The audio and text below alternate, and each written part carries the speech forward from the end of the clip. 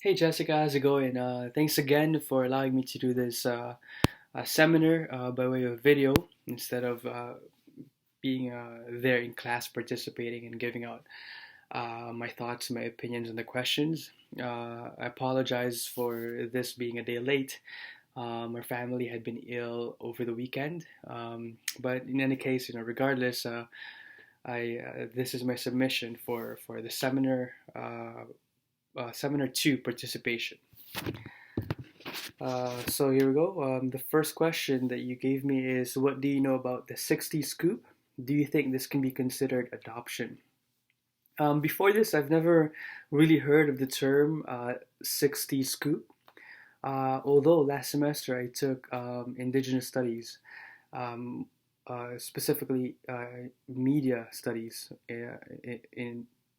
with an Indigenous aspect. And I made the connection, when I saw the term 60 scoop, I made the connection that this most likely had associations with indigenous children, such as First Nations, the Inuit, or the Métis, who are in care. So, I thought about children in care, foster care, something like that, right? And from what I remember here, the indigenous children, the Canadian ones here in Canada, are taken away from their parents by someone who represents the government. So, an example that I would give is, a mother could give birth in a hospital, and right away there would be an agent of the state, like a government person, waiting there to take her child from her. On the basis of the assumption that Indigenous people are supposedly neglectful of their children, or that they would probably, on the assumption that they would probably neglect their children because they are assumed as economically poor, inherently economically poor, which might seem true, by the way the media shows us, portrays indigenous people, right? In the news, it seems that indigenous people are always struggling with having adequate housing, or they always have unresolved health issues, they have unresolved land disputes, and so indigenous people are viewed as bad stewards of their land, and as well as their finances, so they can't handle their money and they can't handle their land, and so how can they handle their children? So that's what I remember from that.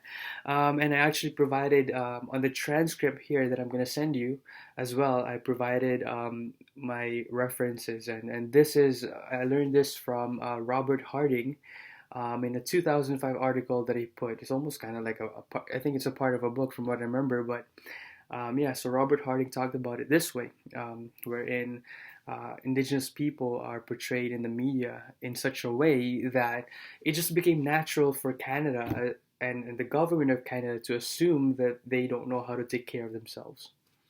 And so, from what I understood, because of that concept, applying this, foster indigenous children in care, or this 60 scoop, it kind of justified that it was okay for them to do that. But so anyway, mainstream media tend to provide readers with more sources that highlight indigenous peoples being recipients of governmental supervision and assistance, as well as the media that enforce the past stereotypes, which refer to indigenous people as violent and savages. Yeah. So again, the thought is that, from what I remember in indigenous studies, is that indigenous peoples are savages. They are violent people, and so how can they take care of their own children? And so now, of course, you've given me these questions, and I was able to have the time to kind of look into it, of what it means. Um, and so I look into the term 60 scoop, and I learned from the Canadian Encyclopedia that apparently it's a large scale removal, or scooping of Indigenous children from their homes, communities, and families of birth, around 1950s going to 1980s. and their subsequent adoption into predominantly non-indigenous middle-class families across the U.S. and Canada. And so yeah, those were my first thoughts, and I think it was really cool that when I was asked the question, what do you know about the 60 scoop, and in terms of adoption, then right away I have the idea in my mind about indigenous children in care because of my previous studies or previous knowledge of indigenous peoples. Um, and by the way, so I got the reference about the 60 scoop from David Gallant, 2016 from the Canadian Encyclopedia. Um, but anyway, having completed a semester focusing on the Truth and Reconciliation Commission of Canada, the TRC, I want to be careful now with how I say this because you asked the question. The very first question says, "Do you think this can be considered adoption?" And so I want to be careful with how I say this. I understand that this is a sensitive matter.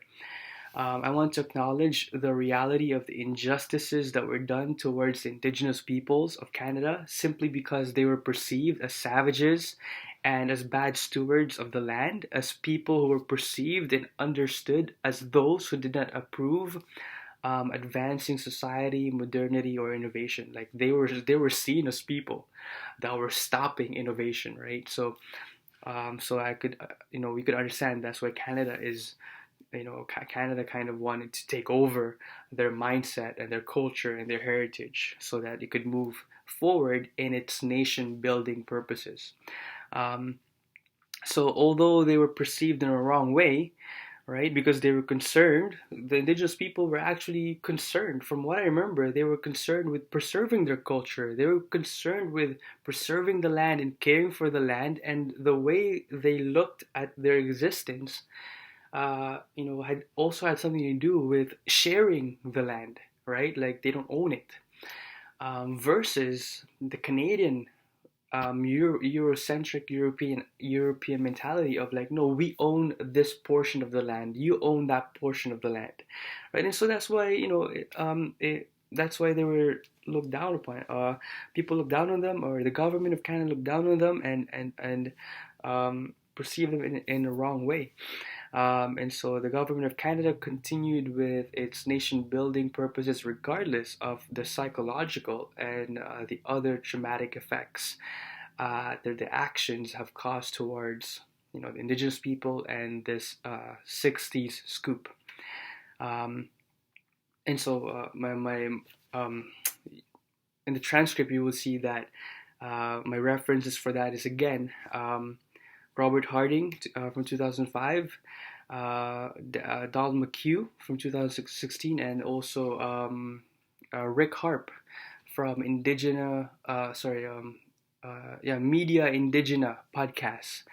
Um, and so, acknowledging all of that and more, I think that if all things are equal, I would say that there were cases wherein it was appropriate for Canada to implement a state-run program that removed children from Indigenous parents, right, and non-Indigenous parents alike. So, there are also. It's important to know that there are also parents out there who are non-Indigenous who are also irresponsible, perhaps, or who might not be in the best situation to take care of a newborn baby or something like that. So, I think it's important to say that there are cases, or there were cases wherein it was important for Canada to step in and help out, right? Because really, there really were real cases where there were genuine conditions, uh, that the parents were in, that they were not able to properly raise children. But I would say that that does not only go for Indigenous people, but also non-Indigenous people as well. Um, so I think that the main problem was, the Indigenous people, their cases of neglect or inability to take care of their children were overrepresented, mostly by way of mainstream media, and Canada may have not considered that, or even if they did consider it, they probably just ignored that fact that it was probably propagated or propelled by the media that the main problem, or that a lot of the problem, had something to do with indigenous peoples, when really there are also other people out there that are non-indigenous have who could not provide proper conditions, typical normative conditions for their children to grow in an environment where they could thrive and have proper childhood development. Um, but anyway, so um, yeah, and a lot of the stuff that Canada had done had affected indigenous peoples, the previous generations and the generations to come. And also just the thought that Canada wanted to Christianize indigenous people to implement their plans, in the name of nation building or religion. In saying all of that, I would say that yes, I think that the phenomenon 60 scoop resulted in a form of adoption. So I wanted to say it. I wanted to make it clear that just to say that yes, I think the 60 scoop was a form of adoption, in that it bears similarities with adoptees losing most of their culture and heritage once they willingly or unwillingly integrated to the new family, which I assume would most likely happen to anybody that's adopted into any family, regardless of the situation.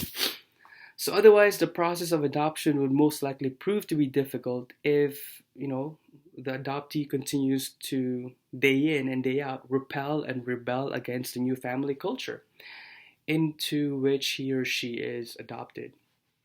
So yeah, in addition, I think that it is adoption in the sense that there was a system in place, right? And more specifically, it was a government policy system. Um, so although the autonomy to move forward with adoption is lopsided, so I know that in most adoptions that we know and we have discussed in class, the biological parents seem to have some sort of, most probably would have, a say in where their children would go, or to whom, or to which family. But in comparison to the indigenous people, that autonomy was not there. It was just their children were taken from them. But I think overall, as I said, it's the same. It seems to bear similarities with adoption, in that those indigenous children that were taken from their families were put into non-indigenous middle class families, and then they had to adapt into that new family's culture, wherein they risked losing their own culture and heritage. And also, there was a system in place by the government, kind of like how normal adoptions would have. So I would say yes. I think that the 60s scoop, although as traumatic and horrible as it is, or it was, I think it still is a form of adoption. Number two, knowing what you do about adoption, would you ever consider it? I would say that this is a very personal question, in the sense that whether I think critically about it or not, whether it includes critical thinking, um, I think the decision would ultimately be on how I personally want to live a specific life for my family, or how I want to develop a specific culture for my family. For example, I may not want to have children, or I may, out of preference, choose to want to have children that are not biologically mine, coming from different backgrounds. So I think it's a very personal question. But in any case, I want to mention that my wife and I have already discussed adoption before we even got married, and our main intention, the motive that we had was to help out infants from countries other than Canada who are in distress, right? So we talked about helping out Japanese kids or African kids or even Filipino kids, because we are coming from a Filipino background. Um, However, after having our very own daughter, right now we have a 1 year old. It seemed that we became more inclined not to adopt, um, because of the specific context of our lives presently. Like right now, I'm still in school, and I do part time work, and then my wife is in full time work, um, and we can't really afford daycare. It would be, it would throw us off if we start putting our daughter in daycare. And we have a 1 year old daughter who requires constant care and feedback, right? And so we can't possibly take the full responsibility of taking care of another child currently. And so in the meantime, what we did was we decided to sponsor two children in Peru, um, through a charity or nonprofit organization called Compassion Canada. And in that way, we can still advance our intentions of supporting children who are in need while avoiding the higher level of responsibility of providing constant care for the children, for the child. So would I ever consider adoption? Yes, we have considered it, but then to do it, not yet. We're not there. We're not at that stage yet of this season of life. But overall, yes, I along with my wife would still consider adoption. We have to wait for the right time. If we are not prepared ourselves as parents to provide support for ourselves, how much more could we provide support for another human being? It would be irresponsible to adopt now. So further, I remember in class we discussed this. We talked about this with a study by Buckwalter, Reed, and Mercer, 2017, which focus on parents' attachment and how important it is for parents to have a strong mental health and secure attachment. So, although I would like to think that my wife and I both have secure attachments, still, if I am already presently too preoccupied with school and my 1 year old, and my wife is too preoccupied with building a career among other commitments, then we most likely would become irresponsible parents who won't have the time to build secure attachments with our biological daughter and, that possible child that we would adopt, that child that we would possibly adopt, sorry. We may also become too stressed to handle too much responsibilities all at once.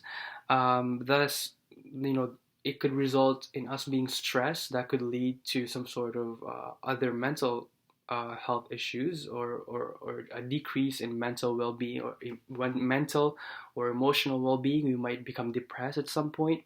And so for me, I would think that the decrease in our mental health would predict a positive association with a decreased focus on our biological daughter and the child that we would possibly adopt. So anyway, that's my take on that.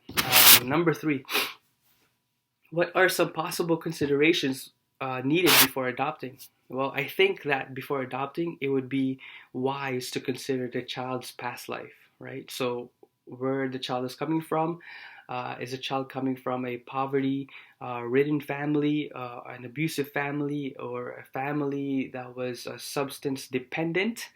I want to know the child's medical history as well, right? As well as other risks that the child could have been immersed in after being born. So we talked about this in class. So what if the child has a child been institutionalized? At what age? And we also talked about that it's probably more beneficial to adopt a child that has been institutionalized who is younger than one that is older, because easily we could be thinking about neuroplasticity and neural pathways in the brain. And although the brain could be altered, even though we get older, it seems better if for example, the child has had a traumatic past or traumatic experience that could affect development. It would be easier to rewire those connections in the brain if the child is much younger. And also, maybe if we adopt a child that has been institutionalized that is much younger, they might have had less experiences in an institution in comparison to someone who has been in an institution a long time. So the duration, the quality of their stay is important as well. Also, from what government, I would like to consider what government. Is this like the Canadian government? Because we know that there are policies in place that could affect the child's well-being while they were institutionalized. Or is this like a government, like a Russian government kind of thing, where we don't know? I actually personally do not have familiarity with how Russians or or countries like Russia would run their foster care institutions. But I might maybe from what we heard in class, as well as from what we know in the media, maybe there could be an assumption that there those places could be a place of abuse, neglect, and exposure to violence of some sort. But anyways, those are the things I want to consider before I adopt. Indeed, there are risk factors involved. So, by way of example, orphanages may have a system wherein one adult authority or one adult figure or person is assigned to care for 10 children, right? So, the appropriate stimulation that the child needs in order to develop a normative childhood development, right, may not be adequate or may not be given to them.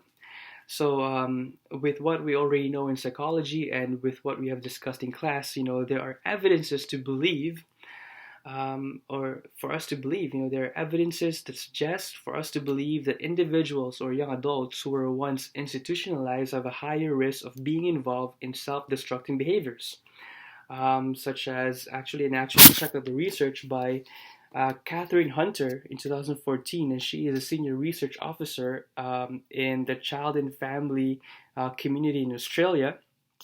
And she basically gave like 100 plus references that supported that um, individuals, children, and young adults who were once in a setting of child abuse or neglect have a higher risk of being involved in self-destructing behaviors when they get older, such as suicide, alcohol and other drug use, aggression, violence, and criminal activity, teenage pregnancy, homelessness, physical health problems, and the like.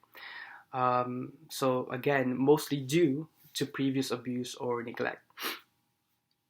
So, it is important to consider the historical background of the possible adoptee because of the various risk factors that come with children who have experienced the lack of stimulation and care and learning due to the unavailability of consistent care upon which secure attachment is founded. I think secure attachment is that's a critical foundation, and if they don't have that, then this could be predictors of risks for later on for outcomes for children who have experienced neglect and abuse. But anyway, question number 4: what immediate concerns do you have with cross-cultural adoption? Well, since adopting children who are from a different race or culture result in additional issues being considered, I think for me that a couple of the immediate concerns that I would have would be identity formation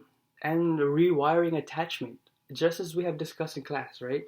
So, for example, identity formation, I think it's important that a person, just in general, a person would have their own sense of, self-efficacy as well as, self-concept and all of that.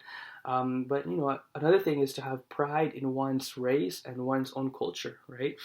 So I think for me, if I was to adopt a kid, if I was to do a cross-cultural adoption, it's important for me to have knowledgeable conversations with this child about his or her culture and heritage, right? So there should be a talk. We need to have the talk, right? During appropriate times, probably at an appropriate age, right, about his or her cultural heritage or background, right? It's something that I don't want to just put off, and not talk about and ignore, but it's something that must be brought up, right? And here I might have to consider Berry's 2001 study regarding the 4 stages of acculturation. So for me, I could see that, for example, I could see a partnership with a child.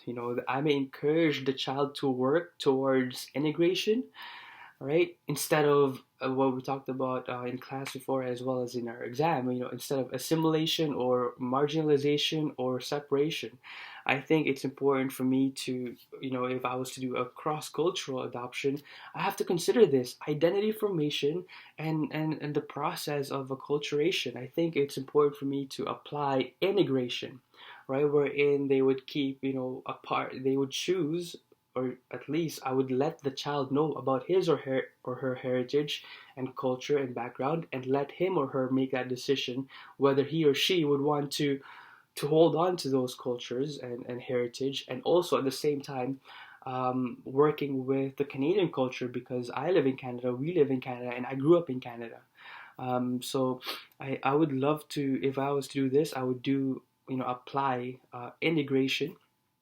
Um, so I would introduce, one thing that I could do is I introduce a child to friends who come from the same culture. So I might set up like a play date or something with this child that I, hypothetically adopted, with other children who come from the same culture. Or what I could do is I could actually make friends with parents who have children who come from that same culture as a child that I would hypothetically adopt, right? So their children could play, and so this child that I have hypothetically adopted from a different culture would be familiar with his or her own heritage, and in this way, the child could have a choice of maintaining, um, his or her culture while seeking out a relationship with Canada. Because as I said, I'm also Canadian, so it would be nice if if we get rid of that tension of growing up in Canada and then not being part of the Canadian culture. And the second thing that I thought of is rewiring attachment. So I may, because the truth is, I may have to put in a lot of time and effort if the possible adoptee has not developed a secure attachment toward any caregiver. So, of course, here I have the thought that I desired that the child would have a normative childhood development that could predict a positive outcome or future for the child. And I think that I may inevitably have to provide more frequent and consistent feedback, and always reminding myself to empathize with the child and the context that the child is coming from. All right, so if I was to give the child rules about my culture in my own home culture or family culture, and the child does not respond appropriately because the child is used to a different culture in wherever he or she came from, then I need to be to have a mindset that I should not take that as something that is personal, but I should empathize with a child, because cross cultural adoption, there's a lot of factors that are involved, right? So I need to be empathetic. I need to really remind myself that in those times where the child is struggling with adopting the culture that I would want, or in other words, struggling with for example, identity formation or acculturation, or struggling with forming attachments with me, I need to be careful, and um, to really consider the context that the child is coming from, so that I would respond appropriately to the situations.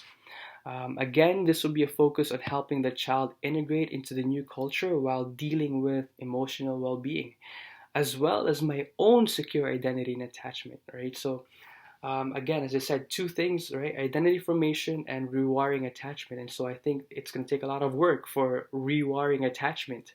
But one thing that I need to focus on, not only in fixing the child, but also in knowing about my own attachment, my own secure identity and attachment, right? So not only do I have to work towards the for the child, but I need to know my own attachment and my wife's attachment as well.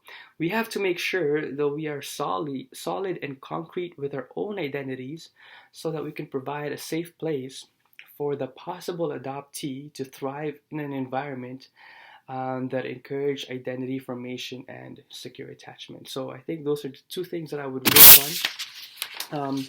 those would be the two main immediate concerns that I would have with cross-cultural adoption. So overall, it is important to consider the whole family as a unit.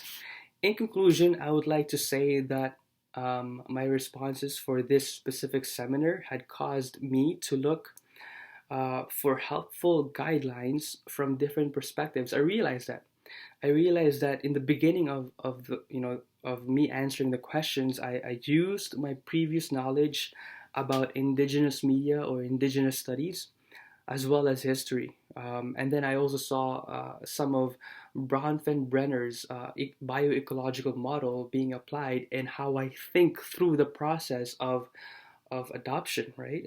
I thought about the government policies. I thought about the involvement of um, yeah, just all those other factors that are not in the microsystem, not in the mesosystem, but in the exosystem as well.